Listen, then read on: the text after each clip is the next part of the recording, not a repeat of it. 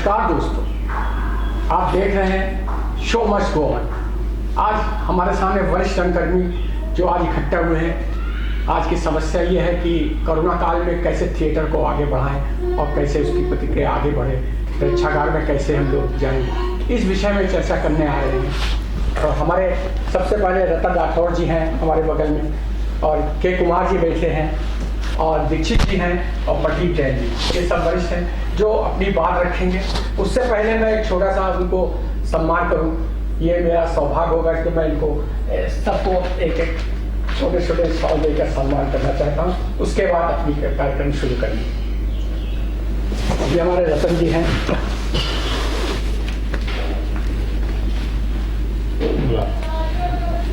इसको साथ में रख के माँ के पास जाओगे हमारे संभाल के। ये हमारे प्रदीप जैन जी हैं, सीनियर।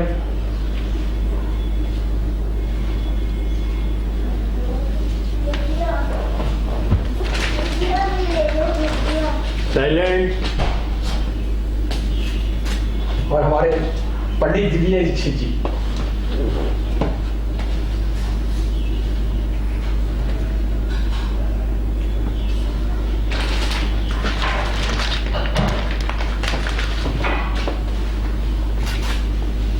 कुमार साहब हैं वरिष्ठ रंगकर्मी, जिन्होंने वर्षों नाटक किए हैं।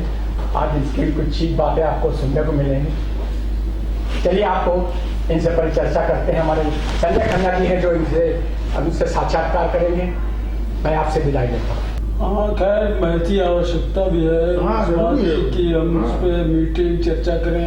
बिना चर्चा के कभी कैसे काम कोई युद्ध भी तो नहीं होता। क्यों प्रदीप भैया बात काल में भविष्य कैसा हो। हाँ, ये सब क्यों कुमार भैया बात सही है, भविष्य की बात है। लेकिन जहाँ तक आप लोग तो सब इतने वरिष्ठ रंगकर्मी मेरे साथ बैठे हुए हैं, और आपका तो एक कानपुर रंगमंच जो आप लोग का तो सब देखा हुआ एक टाइम ऐसा था जो बड़ा समृद्ध था।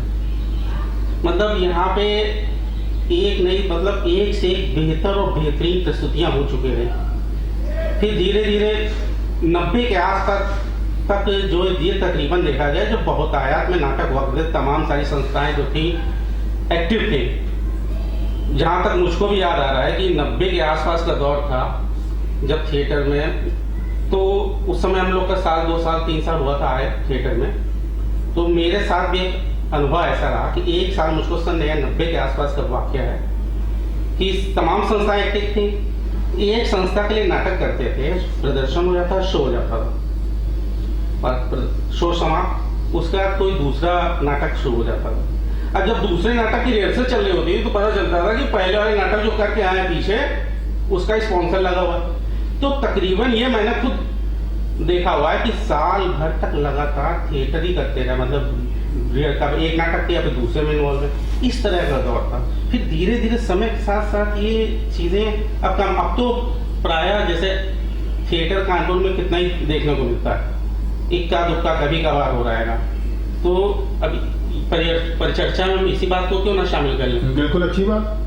तो मैं रतन भाई से पूछता हूँ कि पुराना दौर भी देखा हुआ है और वर्तमान के बारे में सारी स्थितियां जानते हैं, तो आपका क्या इसके ऊपर आकलन है? भाई देखिए, जहाँ तक रंगमंच की बात है और कानपुर की बात है, कानपुर से जुड़ाव की बात है, वो ये है कि इस वक्त तो हमारे ख्याल से पूरे हिंदुस्तान में किसी भी रंगमंच के लिए जुड़ पाना ज़रा मुश्किल हो रहा है। उसका कारण है कोरोना। एक डिस्टेंस बना करके हमें काम करना होगा जो कि थिएटर में मुमकिन नहीं हो पाता है, फिल्मों में भी मुमकिन नहीं हो पाता है। तो इसलिए अभी तो थोड़ा सा ब्रेक लगा ही हुआ है, और ये हमारी एक मजबूरी भी है जिसका हमें ख्याल भी करना है, और ये भी कि हमको अपनी सुरक्षा स्वयं करनी है। इसके साथ साथ हम लोगों की, हम जो चारों भाई यहाँ पर बैठे हुए हैं, और उसके अलावा जो अन्य रंगकर्मी भी हैं, मैं उनको भी इसमें शामिल कर रहा हूँ, उन सब की एक वेदना है, और वो वेदना है प्रेक्षागार की। ठीक। वो क्यों है कि हम और विजय भैया, कुमार भैया, जब हम लोग प्ले करते थे मर्चेंट चैम्बर हॉल में, तो मेरा अंदाजा है कि शायद 300 रुपए के समथिंग हॉल के देते थे, और हमारा 1000-1500 रुपए में प्ले हो जाता था, और जो स्पॉन्सर आता था सर 2100-2200 रुपये दे के बड़ा खुश हो जाता था, हम लोग बड़े खुश हो जाते थे, इतने में हमारा प्ले हो जाता था। आज वही प्ले उछल के 75,000 रुपये 80,000 रुपये में चला गया और उसके साथ साथ कई रिस्ट्रिक्शंस लग गए। आप 2 घंटे से ज़्यादा हॉल नहीं ले सकते हैं, आप सेट नहीं लगा सकते हैं। ये सब भगवान ने ऐसे एक आज ऊपर गिरा दी कि अब जल्दी मर्जेंट चंबर हाल दुनिया भर के हॉल उठेंगे भी नहीं। ये हम लोगों का श्राप लगा, कोरोना तो लगा, हमारी मतलब हाई भी लगी। तो तुम लोगों ने सालों हमको नहीं जीना दिया, तुम भी नहीं जियोगे, तो सुधर जाओ, अभी भी समय है। रंगकर्मियों को कम से कम स्थान देने दो, क्योंकि तुम अभी 4 दिन की नौकरी करने आए हो, हम लोग पिछले 25-30 साल से नौकरी कर रहे हैं उसी मंच की, और उसको हम रंगभूमि माँ कहते हैं। अब ये हॉल अगर हमको हमारे बजट के हिसाब से मिल रहा है तो भाई हम आप ही लोगों से कुछ दे करके जैसे काम चलाते हैं, एक अच्छा रंगमंच कर सकते, एक अच्छे शोज कर सके। लेकिन हमारी समस्या जो सबसे बड़ी है वो एक अटकती है आकर के रिहर्सल, कानपुर में कोई रिहर्सल पेश नहीं है। दूसरी अटक वो भी चलो किसी तरीके से हम अपने मित्रों से भैया हमको छत दे दो, कुमार भैया अपनी छत दे दो, कहीं ना कहीं से मैनेज कर लेते हैं, मतलब जुगाड़ वाला काम करते हैं। और उसके बाद रोना शुरू ये होता है कि रिहर्सल जब खत्म हो गया तो हमारे 2 आदमी दौड़ते हैं कि यार हॉल बुक कराना है, 35,000 रुपये कहाँ से लाएं यार, 10 का तो इंतजाम करो जिससे हॉल बुक हो जाए। ये सब दुखी है, करते हैं किसी तरीके से, अब करके नाटक करने की कोशिश करते हैं, लेकिन खुशी मन से हम नाटक नहीं करते हैं। लिहाजा मेरा ये अनुरोध है, मेरा निवेदन है हमारे जो दर्शक हैं उनसे भी, जो हमारे रंगकर्मी भाई हैं उनसे भी, कि कृपया एक आवाज़ तो उठाई जाए जो रंगमंच को जीवित रखे, उसकी सांसें बरकरार रहें और हमको एक प्रेक्षागार मिल सके। क्यों कुमार भाई? सही कह रहे हैं आप। ये मतलब मुख्य समस्या आपने जो उठाई है ये बहुत ही गंभीर समस्या है। और हमारी संस्था थी प्रतिध्वनि, उसमें उस ज़माने में मेंबर्स हुआ करते थे, मतलब प्रेसिडेंट वगैरह रैंक के। तो सन 72 के आसपास जब हमने नाटक किया था फंदी, तो उसके इतने शोज मिल रहे थे, मतलब कानपुर के अलावा बाहर भी, आगरा, बनारस और पता नहीं कहाँ, यानी कि हमारी संस्था के लोगों ने ऑब्जेक्शन किया कि क्या यार तुम यही नाटक करते रहोगे, यही ओढ़ोगे, यही बिछाओगे। ये हमारे भोला सेक्रेटरी थे, उन्होंने कहा था। तो हम लोगों ने इसको ज़बरदस्ती बंद किया और उसके बाद दूसरा किया, वो दौर था। और आज हम एक शो के लिए तरस रहे हैं। वजह वही है जो रतन भाई ने कही, महंगाई, हॉल मिल नहीं रहे, लाइट्स मिल नहीं रही हैं, इसकी एक बड़ी गंभीर समस्या है। और हम तो कानपुर वासियों से जो धनाढ़ हैं या सक्षम हैं, तो कम से कम कला की तरफ थोड़ा सा सहयोग करें। जो भी सहयोग करें वो दर्शक बन के आए, पैसे से करें, हॉल दिलाएं, जो कुछ भी है। अगर ये सब मिल के फिर एक साथ एकजुट हो जाएं, इसमें हमको भी मेहनत करनी पड़ेगी। मतलब आपका कहने का मतलब है कि एक साथ जितने भी हम रंगकर्मी भाई हैं कानपुर शहर के, सबको एक मिलकर सामूहिक इसके लिए प्रयास करना नहीं। और प्रयास कैसा? ईमानदार प्रयास। नहीं, जो ये मेरा इसमें डिफर हम करते हैं। संस्था तो अपनी अपनी हो, एक छत वाली बात तो छोड़ दीजिए, उद्देश्य सबका एक हो। हर संस्था का एक ही उद्देश्य हो कि वो एक अच्छी सी टीम बनाए, एक संस्था बनाए, उसमें अच्छे अच्छे लोगों को जो मतलब विद्वान हैं, धनवान हैं और योग्य हैं, योग्यता जिनमें कोई भी योग्यता हो, क्योंकि रंगमंच एक ऐसी चीज़ है जिसमें सभी योग्यताओं का समावेश है। तो इसमें हर वर्ग के आदमी को आना पड़ेगा। और जब हमारी संस्था बन जाएगी, इसमें प्रेसिडेंट होंगे और सब होंगे, उनकी अप्रोचेस से हम लोग कुछ धन संग्रह कर पाएंगे।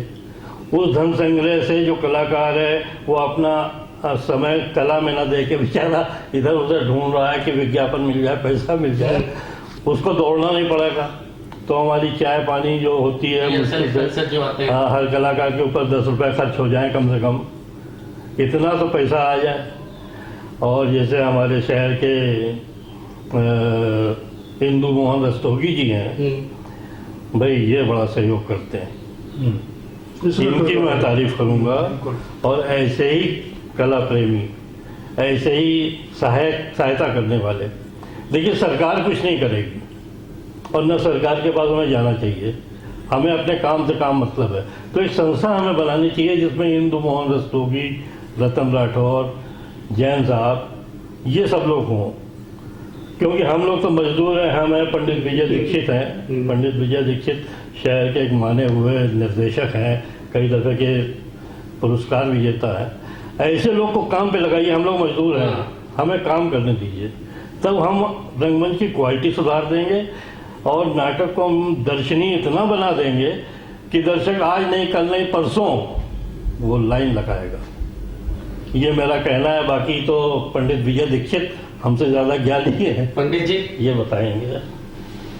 हाँ, खैर जो बात आप खन्ना जी ने उठाई और रतन भाई ने जो जड़ उसकी पकड़ी, वो है प्रेक्षागृह। बिना बना और कहीं भी करते भी है, बीच में इसका इलाज निकला था नुक्कड़ नाटक के रूप में, लेकिन वहाँ नाटक बिखर जाता है। आप किसी को बिना बताए नाटक दिखाने लगे, वो कहीं किसी समस्या पे हॉस्पिटल जा रहा है, सब्जी लेने जा रहा है, ऑफिस जा रहा है, तो एकदम से आधा अधूरा एक भाग नाटक का देख भी लेगा तो प्रभाव नहीं पड़ेगा, बिखर जाएगा।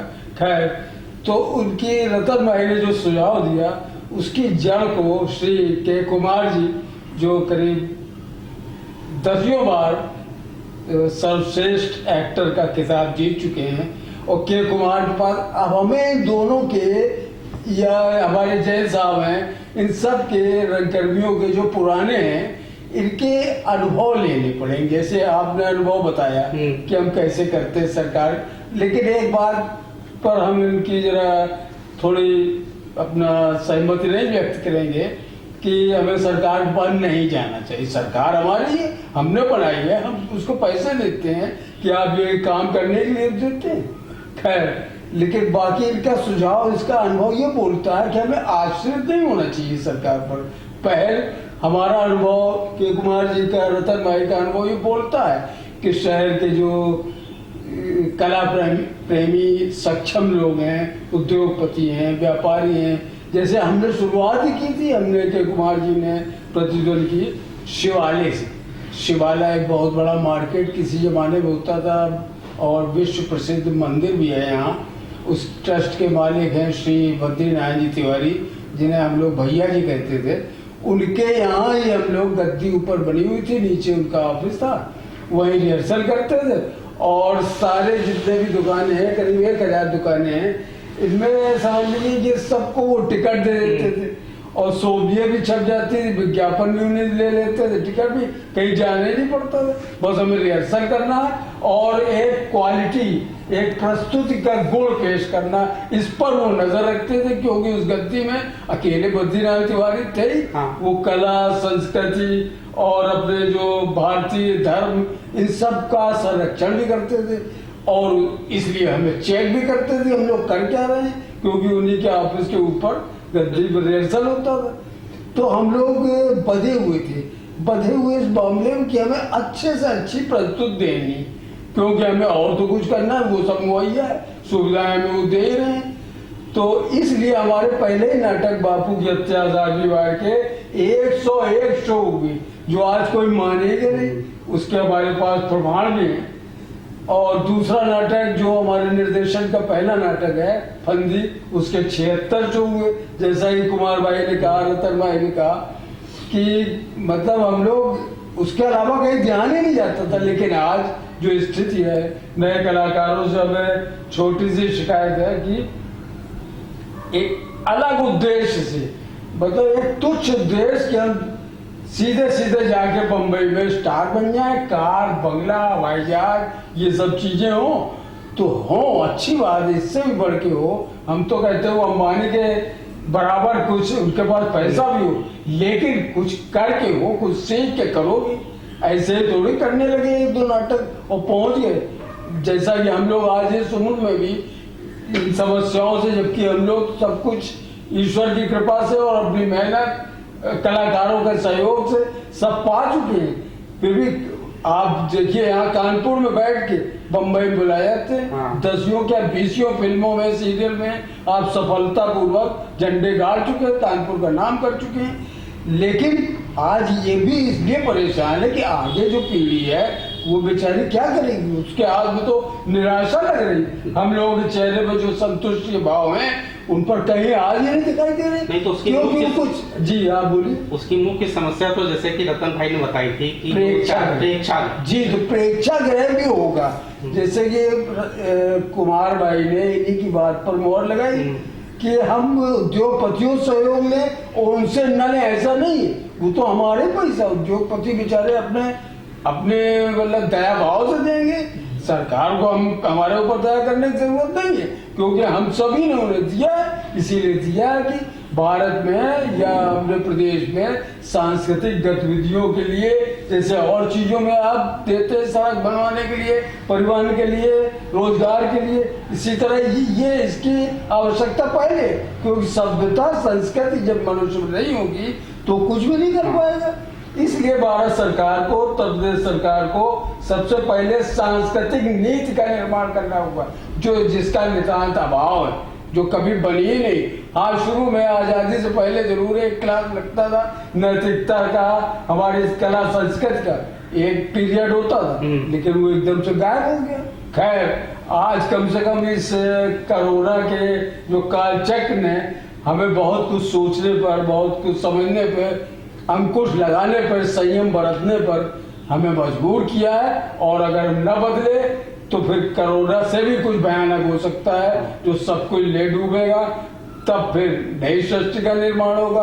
तो क्यों ना हम समझदार बने, उससे कुछ सीख लें। बाकी हमारे अनुभवी कलाकार और कई फिल्में भी आप बना चुके हैं, जैन साहब, प्रदीप जैन जी, अगर हमारी बात से सहमत हैं, असहमत भी हैं, तो अपनी कोई नई बात रखेंगे। हमें उम्मीद है कि हमें कुछ राह दिखाएं, आप दर्शकों को दिखाएं। प्रदीप भाई, जैसे कि बात चली थी, जो इस समय की जो समस्या है, ये तो कोरोना है ही, वैसे भी कानपुर थिएटर में थिएटर का तो अभाव काफी टाइम से चलिए था, इसने तो एकदम ही ब्रेक लगा दिया है। जो मुख्य समस्या सामने आ रही है सभी रंगकर्मियों की कि यहाँ पर प्रेक्षागृह की समस्या है। अगर जो है भी वो इतने महंगे हैं कि लोग अफोर्ड नहीं कर पाते हैं। और जो परिचर्चा चल रही थी, इस पे आपका क्या सुझाव है? किस तरीके से इस तरीके को हमको आगे बढ़ना चाहिए कि हमारे लिए ये चीज़ें आसान हो जाएं और रंगकर्म जो है एक होता रहे। तमाम ऐसे रंगकर्मी जो कि चाहते हैं कि हम महीने 2 महीने में नाटक करें, लेकिन इतनी सारी समस्याओं को देख के अपने हाथ पीछे खींच लेते हैं। देखिए संजय भाई और जितने भी अपने लोग यहाँ बैठे हुए हैं, अपने आधार 2 जगह जाके बढ़ जाता है। पहला तो प्रेक्षागार की समस्या है, उसके बारे में सबने इंगित किया और उससे हम लोग एक मत है कि प्रेक्षागार की समस्या कानपुर में है, सरकार बनावे, बिल्कुल बनाए। और कानपुर उपेक्षित है इस गतिविधियों से। सरकार की उपेक्षा का पिछले मैंने कहा आज़ादी के बाद से हमेशा उपेक्षा का शिकार होता आया है, इसमें कोई 2 राय नहीं। यहाँ पर एक भी हॉल सरकारी के नाम पे कभी KEM हॉल फूलबाग के अंदर हुआ करता था, आज वो पता नहीं भूत का महल बन गया है, खंडेर में तब्दील हो रहा है, देख रेख नहीं है। ये समस्या अपनी जगह है। दूसरा, मैं 50% वेटेज देता हूँ कि प्रेक्षागार ही आ गया, हमने अपने प्रयास उसको बना भी दिया, कैसा रंग कर्म वहाँ पर हो।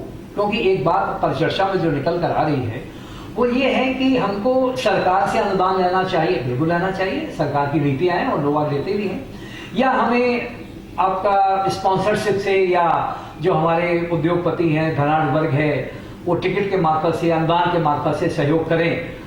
यहाँ पर जो मेरा अपना आंकलन है पिछले जो कि 41 साल का, कि रंगमंच का जो सुनहरा वक्त था, उस सुनहरे वक्त में दर्शकों की रुचि का बहुत अच्छा ख्याल रखा जाता था।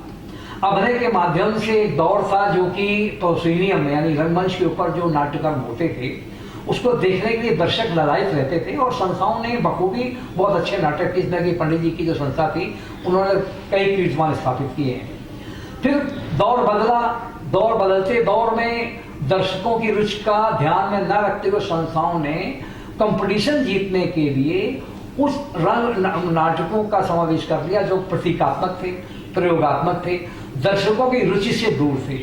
टेलीविजन का पदार्पण हुआ, सीरियलों ने कंपटीशन दिया, दर्शक गण वहां जाके मुड़ गए, अभाव हो गया दर्शकों का रुचि का, क्योंकि उनके रुचि के विषय रंगमंच पे आने बंद हो गए थे। लेखन भी हमारे यहाँ वो नहीं था जो कि दर्शकों की रुचि के अनुसार हो, अपनी बात कहे। तो रंगमंच ने वहाँ से कटना प्रारंभ किया। वो दौर हमारी गिरावट का था, उसमें भी यहाँ की संस्थाओं ने बखूबी संभाला। अब वहाँ जाते हैं तीसरे दौर में। तीसरे दौर में कि जब फ्री में टेलीविजन, रतन भाई, जब फ्री में टेलीविजन परोस रहा है बड़े अच्छे अच्छे सीरियल, फैमिली ड्रामा, वो कहानियां जो कि रंगमंच का हिस्सा हुआ करती थी, तो हमारे को देखने क्यों आएगा। लेकिन फिर दौर बदला, और दौर बदलने में लोगों ने घर की कैद से, ड्राइंग रूम की कैद से अपने आप को आजाद किया, फिर रंगमंच देखने आया। जब रंगमंच देखने आ रहा है तो वहां पर उन नाटकों का अभाव है जो कि उनको एंटरटेन करें। खास तौर से हास्य रस में हमारे से बरुआ भाई हैं, उन्होंने झंडा उठाया हास्य रस की प्रमुखता का हुआ, और बाकी रसों का अभाव हो गया। साथ में जो कलाकार थे विजय भाई, वह बिल्कुल सही कह रहे हैं कि उन्होंने उड़ान भरनी प्रारंभ कर दी बॉम्बे की, कि हम एक नाटक करें और चल दें कानपुर छोड़कर। तो यहाँ पर उन कलाकारों का भी अभाव होता चला गया, नया ब्लड आना बंद हो गया, नई सोच आनी बंद हो गई, जिसकी वजह से ये यहाँ पर रंगमंच का गिरावट पे गिरावट होती चली गई। जब एक निर्देशक और संस्था के पास में कलाकार ही नहीं होंगे तो वो कैसे रंग करेंगे। दूसरी तरफ इस औद्योगिक प्रगति ने युवाओं के मन में एक धारणा व्यक्त कर दी कि हम फ्री में सेवा क्यों करें, हम अपना समय बर्बाद क्यों करें। देखिए पंडित जी ने अपना जीवन बर्बाद कर लिया, मैं बर्बादी शब्द इस्तेमाल कर रहा हूँ इसलिए कि इन्होंने अपना व्यवसाय को तिलांजलि लेके खाली रंग कर उनकी पूजा करी। एक स्थिति में रंगमंच को संभालने में वो लोग आगे आए जो बैंक के कर्मी थे। हाँ बिल्कुल थे कि उनका जीवन यापन भी चल जाता था, कर्म कर रहे थे। लेकिन वो जो युवा जो आज आ रहे हैं वो कहते हैं कि अगर हमने 3-4 साल बर्बाद कर दिए, नौकरी नहीं मिली, तो हम कहाँ खड़े होंगे। आज की तारीख में हमको घर से बाहर निकाल दिया, हम क्या करेंगे। तो वो जो हम लोगों को आज़ादी का वक्त था, हमारे जब हम लोग युवा थे, इस सोच से हमको परेशान नहीं होना था कि कुछ नहीं होंगे तो घर में मार पीट के बैठा दिए, व्यापारी कर लेंगे। तो प्रतिस्पर्धा का दौर समाज में वो कम था, तो हमको युवाओं की इस मानसिकता को भी ध्यान में रखना होगा। तो यहाँ पर मैं प्रिसाइसली ये बात कहना चाहता हूँ बड़े स्पष्ट तौर पे, अच्छा प्रेक्षागार हो, आधुनिक जो गैजेट्स होते हैं उससे लैस हो, बिल्कुल सुविधाओं से युक्त हो, और फिर कैसे नहीं रंगकर्म देखने आएगा दर्शक टिकट लेकर, ये मेरी कल्पना से परे की बात है। यहाँ पर तीसरी भूमिका स्पष्ट हो जाती है, जहाँ पर हम सब लोग की भूमिका है, हम सब लोग अनुभवशील हैं, कि यहाँ पर हमको दिशा निर्देश देना होगा उन लोगों को, उन संस्थाओं के माध्यम से सजेशन दे सकते हैं कि भाई इस तरीके का आप चुनाव करें, इस तरीके का रंगकर्म करें, या अपनी प्रस्तुतियों को उसके समाचीन बनाते हुए एक कंपटीशन रखें कि देखो ये है नाटक, इस स्तर का तो होना ही चाहिए, बजाय इसके कि आप अपने अंदर स्वयंभू बनकर कोई नाटक कर दें और दर्शकों को काट दें। क्योंकि हर मंच पर खेला गया नाटक पूरे कानपुर रंगमंच का प्रतिनिधित्व करता है कि ऐसा होता है नाटक, बिल्कुल। और अगर वो आप उन दर्शकों की कसौटी पे खरा नहीं उतरा तो वो पूरे कानपुर के रंगमंच से टूट जाता है। तो यहाँ पर आके हमको कसौटी का भी ध्यान रखना पड़ेगा और उसका भी इंतजाम करना पड़ेगा। तो मेरे ख्याल से तो इसमें जो विषय है 50% तो प्रेक्षागार हम चलिए कि वो प्रयासों से किसी हद तक हमने कर दिया। तो आगे की जो भूमिका है कि नए नाटकों का लेखन, नए नाटक का हिंदी उसमें आना, कलाकारों का यहाँ पर देना, प्लस उनको कुछ मेहनतानामा में भी मिलता रहे। साथ में जो लोग, जो दर्शक वर्ग है, मेरा अपना अनुभव यह है पंडित जी कि मैं ये भी मान के चलता हूँ कि कानपुर में एक वर्ग है जो कि नाटक देखना चाहता है पैसे लेकर। जब अपना महिला मंडल नाटक करती है, बॉम्बे के कलाकार आते हैं और आए हैं और साहब 1000 और 2000 का टिकट या 500 रुपए का टिकट लेके देखते हैं और निराश भी होते हैं, लेकिन देखते हैं क्योंकि ग्लैमर है वहां पर बॉम्बे के कलाकारों का, और उससे अच्छा रस हम लोग दे सकते हैं। लेकिन हमारी विश्वसनीयता वहां पर नहीं है, हमसे कोई 50 रुपए का भी टिकट नहीं खरीदता है। तो इस चीज को, विश्वास को जोड़ना। मैं आपकी बात बीच में टोकता हूँ। ये जो आपने बीच में एक प्रश्न किया है कि ये जो हमारी विश्वसनीयता की कमी है, इस विश्वसनीयता की कमी के जिम्मेदार भी तो हम ही हैं।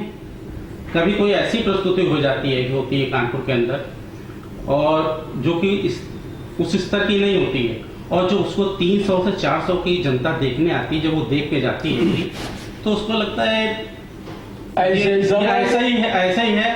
तो इसके लिए क्या होता है, जो अच्छे नाटक होते हैं अगर वो कल को सामने आते हैं तो दर्शकों का अभाव इसलिए हो जाता है, उनको ये लगता है कि नाटक तो ऐसे ही होते हैं, ऐसे ही होंगे, इसलिए वो आएंगे नहीं। तो ये जो आपका प्रश्न है विश्वविद्याता क्या है, इसके ऊपर और थोड़ा सा प्रकाश इसमें रतन भाई और मैं ख्याल से जो पंडित जी का खैर कहीं मंत्र वो थोड़ा बाद में अपने विचार व्यक्त करें। रतन भाई आपका क्या विचार है? हाँ, मैं कहना चाहूँगा कुछ 2-3 बातें ऐसी हैं जिसको कहते हैं नियम और संयम। और आप में दमखम कितना है, आप नाटक के योग्य हैं भी या नहीं। हम अपनी बड़ी पुरानी बात याद कर रहे हैं। हमारे लिए भैया मेस्टन रोड की शान हुआ करते थे। शाम को सफेद पैंट, सफेद शर्ट, सफेद कोट, लाल रंग का यहाँ पर वो स्कार्फ लगा हुआ, और बड़ी स्टाइलिश वे में इनकी एंट्री होती थी। और इनके साथ कई और भी लोग थे जो यहाँ पर परिचित नहीं, कुमार भैया सबसे परिचित। तो मेरी बड़ी ये अभिलाषा थी कि मैं किस तरीके से इन तक पहुंचूं। मेरी हिम्मत नहीं थी कि मैं इनसे बात कर पाऊं, परंतु इतना दमखम था कि नहीं यार हम जुड़ तो सकते हैं। तो मैंने एक मोहम्मद थे जो आज नहीं है हमारे बीच में, वो रही रहे, साबिर साहब, मैंने उनसे निवेदन किया, हमने भैया आपकी उनकी दोस्ती आ रही है, उनसे थोड़ा हमारे लिए कुछ कहिए। क्योंकि उस पीरियड में मैं ईश्वर के दया से एक बहुत अच्छा पेंटर था। मैं बहुत पोर्ट्रेट, सीनरीज ये सब पेंट किया करता था। तो किसी तरीके से उन्होंने मेरा विजय भैया का परिचय कराया। तो विजय भैया ने बड़ी मुश्किल से हाथ रखा कि चलो भाई देखें क्या कर लेते। तो ये जब हमारे घर पे आए तो नीचे हमने कुछ पेंटिंग्स लगी थी, दिखाया, बना के रहे थे, ईजल भी लगा था, दिखलाया, देखा यार हाँ तो बढ़िया। तो खैर इन्होंने हमको एक अवसर दिया, तुम सेट डिजाइन करो, जो स्टेप बाय स्टेप होता है। हमने ठीक, हमारा पहला प्ले था मर्जीवा, वो मैंने डिजाइन किया। और उस डिजाइन में मैंने दोपहर को दोपहर नहीं समझा, रात को रात नहीं समझा, दिन को दिन नहीं समझा, और वाकायदा पूरा सेट लगाया। उसमें मैं सिरकियां लाया, पेंट किया, फिर मैंने एक पेंटिंग भी वहीं पेंट करके बनाई। तो वो करके बड़ा भव्य सेट बना। और थैंक्स गॉड कि संगीत नाटक अकादमी का दी बेस्ट सेट डिजाइनर का अवार्ड भी मुझे मिला उसी से। पहली एंट्री। उसके बाद फिर विजय भाई का भी मन खुश हुआ, कुमार भाई भी। और हमारा कुमार भाई का तो बड़ा साथ संग यूं रहा कि हम लोग बराबर से ही थिएटर करते चले आए। तो फिर काला दीप नाटक हुआ, फिर उसमें कुमार भाई हम दोनों करते खड़े हुए, फिर बड़ा मजा आया।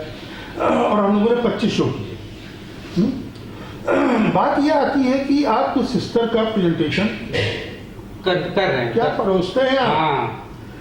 तो मुझे तो भाई जो भी सीख मिली वो आपस के ही हम लोगों से मिली। नियम संयम का मतलब साथ का मतलब साथ पाठ के मतलब आउट, इतना हम लोग कर रहे होते। अच्छा, एक चीज आपने ये भी नोटिस की होगी, वो जो दौर था जब थिएटर होता था तो नाटक किसी भी संस्था को जब नाटक उठता था, जितने लोग उसके साथ इन्वॉल्वमेंट होते जुड़ते, चाहे वो कलाकार हो चाहे बैक स्टेज वाले हों, अगर आपकी रिहर्सल 5 बजे की है तो अमूमन लोग 5 मिनट 10 मिनट पहले ही पहुंच जाते थे और रिहर्सल खत्म होने के बाद भी बैठे रहते हैं। हाँ, नहीं, उस पर डिस्कस करते रहते हैं। हाँ। आपने जो पंडित जी वाली बात की, जैसे कि पंडित जी का भी जो आपने कहा कि इनका इतना रुतबा था, मैं भी अपना एक किस्सा शेयर करना चाहता हूँ। रामपुर में, और ये ड्रामा कंपटीशन होता है रामपुर में। अच्छा, रामपुर में, उसमें रामनगर में भी और रामपुर में भी। तो उसमें ज्ञानी दुबे जी अपना नाटक लेके गए थे और इधर कृष्णा सक्सेना भी सराय के पास लेके गए थे। तो उसमें best actor Kailash Vajpayee, second best actor मुझे मिला जॉनी जंगले के लिए। तो जब वहाँ से हम लोग की कैलाश वाजपेयी के साथ मेरी बड़ी अच्छी ट्यूनिंग हो गई, बहुत अच्छा दोस्ती रही। तो मैं पंडित जी को नहीं जानता, इनका नाम जानता कि पंडित विजय दीक्षित है, और मेरे नया पदार्पण हुआ था उस पीरियड में। तो बड़ा कि पंडित जी कौन है भाई, ये थिएटर के बहुत हुए हैं मन कर। तो उन्होंने कहा पंडित जी जो है, मैं समझा कि पंडित जी कोई नाम है, तो मतलब ये थिएटर के। जब इनसे उन्होंने परिचय कराया, उसी तरह मैंने एक प्ले भी स्टार्ट होने वाला था। उसमें इन्होंने क्या उसको मौका भेजा। तो ये मतलब ये होता था कि हम इनके साथ जुड़ के करें काम, तो जो विश्वसनीयता, तो आज हम इसमें पीछे क्यों हटते नहीं, हैं? कहीं नहीं पीछे होते हैं। नहीं, एकदम वही मैं रोकना चाहता हूँ कि अगर आप देसी घी बेच रहे हैं तो देसी घी ही बिकेगा, उसको डालडा कोई कह ना पाएगा। मैंने बम्बई से आने के बाद फिर प्ले शुरू किया, काला दीप उठाया, कुमार भाई से रिक्वेस्ट करी, ये भी कुछ नाटक पड़े थे, उठे, इन्होंने रिहर्सल करी और उसका जब हमने शो किया तो उसी स्तर पर शो किया। कानपुर के अंदर कम से कम 11-12 होर्डिंग्स लगी थी, कुमार भाई मेरा चल के देखा करते थे कौन सी होर्डिंग कहाँ लगी, क्या क्या, क्यों गाड़ी भी चलती थी। हाँ, और गाड़ी भी चलती थी, कई जगह गाड़ी पे ये बैठ गए। तो जब कोई प्रस्तुति हम करने चले तो फिर उसके पीछे हमने ये सब भी लगाया। उससे क्या हुआ, जब ऑडियंस आई और उसने उसके जो प्रस्तुति देखी, उसके मैंने थोड़ा फिल्मी शूट करी थी लोगों को लेकर के, जब वो सारी चीजें देखी तो ऑडियंस को मजा आया। और एक क्लासिक बात हमने हमेशा रखी कि अगर 7 बजे प्ले हमारा शुरू होना है तो 7:01 नहीं होगा, घंटी बज जाएगी। 7 का मतलब 7 प्ले स्टार्ट। अंटू मिश्रा नहीं आए तो नहीं आए, प्ले स्टार्ट करो, वेट करो, कोई वेट नहीं। वो बीच में है, उसको भी मालूम था रतन भैया इस मामले में बहुत सख्त था, चुपचाप आके बैठ गया, जबकि मंत्री था वो। मेरा कहने का मतलब आपको नियम से ही मनाना पड़ेगा।